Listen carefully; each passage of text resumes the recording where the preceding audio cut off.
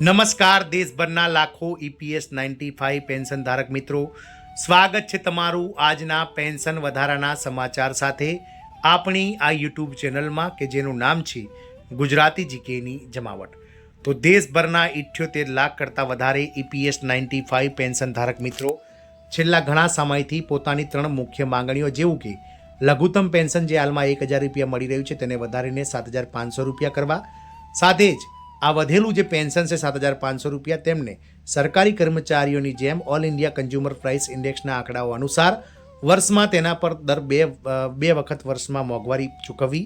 તદુપરાંત જે પેન્શન ધારક છે અને તેમના જે કહી શકાય જીવન સંગીની બંનેને મેડિકલ સુવિધાઓ તબીબી લાભ જે છે તે મળવો જોઈએ તેવી માંગણીઓ સાથે ઘણા વખતથી જે છે તે વિરોધ પ્રદર્શન કરી રહ્યા છે. સરકાર દ્વારા વર્ષ 2025માં આ બાબતને લઈ અને ચર્ચાઓ યોજાઈ હતી. સેન્ટ્રલ બોર્ડ ઓફ ટ્રસ્ટીઝ એટલે કે CBTની બેઠકમાં પણ આ બાબતને લઈ અને ગંભીરતાથી ચર્ચાઓ થઈ હતી, પરંતુ છેલ્લે કહી શકાય કે આપ સૌ કર્મચારીઓ માટે જે છે તે નિરાશાઓ સાંપડી હતી અને સરકારે હજુ સુધી આ બાબતને ગંભીરતાથી લીધી ન હોય તેવું લાગી રહ્યું છે. ત્યારે આજના EPO પેન્શન અપડેટ 2026ના વિડીયોઝમાં આપણે જાણીશું કે કર્મચારીઓને વધુ પેન્શન કઈ રીતે મળશે, જાણો કોણ હશે તેના લાભાર્થીઓ અને નવા નિયમો શું છે તેના વિશે આજના EPF 95 પેન્શનના અપડેટ્સના વિડીયોમાં આપણે જાણીએ. તો વિડીયોના અંત સુધી બન્યા રહેશો અને જો ચેનલમાં આપ નવા સબસ્ક્રાઈબર હોય તો અમારી ચેનલને સબસ્ક્રાઈબ કરી બાજુમાં રહેલું બેલ આઇકોન દબાવીને ઓલ નોટિફિકેશન ઓન કરવાનું ભૂલશો નહીં.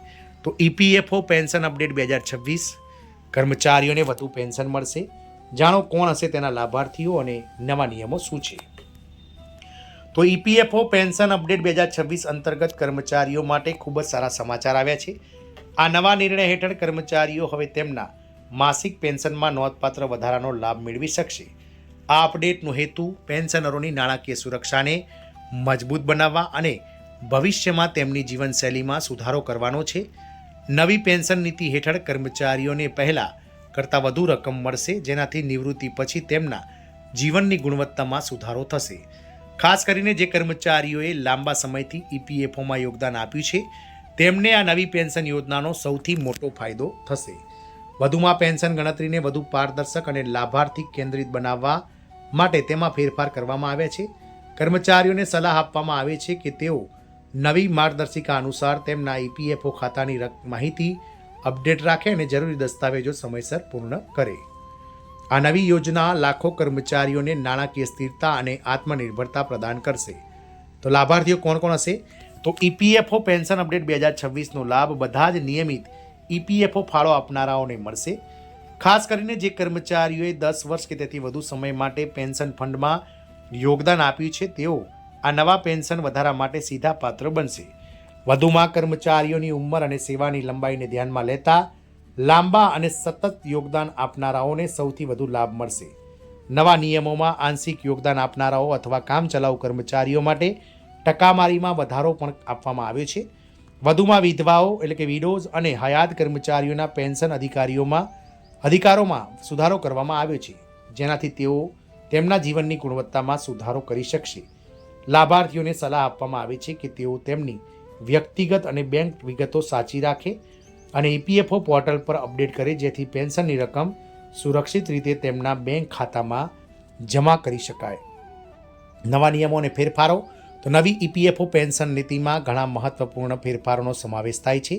સૌથી મહત્વપૂર્ણ ફેરફાર એ છે કે પેન્શનની ગણતરી કરવાની રીત, જેના પરિણામે કર્મચારીઓ માટે પેન્શન રકમ વધુ પારદર્શક અને વ્યાજબી બને છે. વધુમાં કર્મચારીઓને હવે તેમના યોગદાન અને પેન્શન રકમ વિશે સમયાંતરે અપડેટ્સ ઓનલાઈન પ્રાપ્ત થશે. પેન્શન ઉપાડની ઉંમર અને જરૂરી યોગદાન સમયગાળાને નિયંત્રિત કરવા નિયમો પણ અપડેટ કરવામાં આવ્યા છે, જે ખાતરી કરે છે કે કર્મચારીઓને નિવૃત્તિ પછી નાણાકીય મુશ્કેલીનો સામનો કરવાની શક્યતા ઓછી છે. નવી માર્ગદર્શિકા હેઠળ કર્મચારીઓ તેમના પેન્શન લાભો માટે ઓનલાઈન અરજી કરી શકે છે અને જરૂરી દસ્તાવેજો સરળતાથી સબમિટ કરી શકે છે. આ પગલું કર્મચારીઓની સુવિધા અને ડિજિટલ પારદર્શિતાને ધ્યાનમાં લઈને લેવામાં આવી છે. પેન્શનની રકમમાં વધારો. તો EPFO પેન્શન અપડેટ 2026 મુજબ કર્મચારીઓને મળતી માસિક પેન્શન રકમમાં નોંધપાત્ર વધારો કરવામાં આવ્યો છે. આ વધારો મુખ્યત્વે કર્મચારીઓના યોગદાન અને સેવાની લંબાઈ પર આધારિત છે. જ્યારે અગાઉ પેન્શન મર્યાદિત હતું અમુક રકમ સુધી, ત્યારે નવી નીતિ હવે લાભોને વિસ્તૃત કરે છે અને વધારે છે. આ વધારો ખાસ કરીને લાંબી સેવા ધરાવતા કર્મચારીઓ માટે ફાયદોકારક હોઈ શકે છે.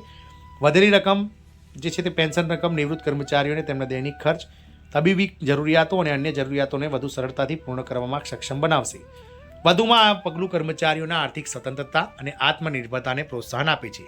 લાભાર્થીઓ માટે સલાહ તો EPFO પેન્શન 2026 અપડેટ મુજબનો લાભ મેળવવા માટે બધા કર્મચારીઓ તેમના EPFO ખાતા અને વ્યક્તિગત દસ્તાવેજો અપડેટ રાખવા ફરજિયાત છે. નવા નિયમો અનુસાર જો કોઈ કર્મચારી સમયસર જરૂરી દસ્તાવેજો સબમિટ કરવામાં નિષ્ફળ જાય તો પેન્શન રકમમાં વિલંબ થઈ શકે છે. વધુમાં લાભાર્થીઓને રકમ સલાહ આપવામાં આવે છે કે જો તેઓ નિયમિતપણે EPFO પોર્ટલમાં લોગિન કરીને તેમની પેન્શન સ્થિતિ અને ચૂકવણી વિગતો તપાસે. જો કોઈ ભૂલો અથવા અપડેટની જરૂર હોય તો સમયસર સુધારા કરવાથી પેન્શન લાભો સુનિશ્ચિત થઈ શકે છે. આ રીતે કર્મચારીઓ તેમની પેન્શન સુરક્ષાને મજબૂત બનાવી શકે છે અને નિવૃત્તિ પછી નાણાકીય સ્થિરતા જાળવી શકે છે. આમ EPFO 2026 અપડેટ્સ જે છે તે લાખો કર્મચારીઓના જીવનમાં ચોક્કસથી પરિવર્તન લાવશે. જય હિન્દ, અસ્તુ.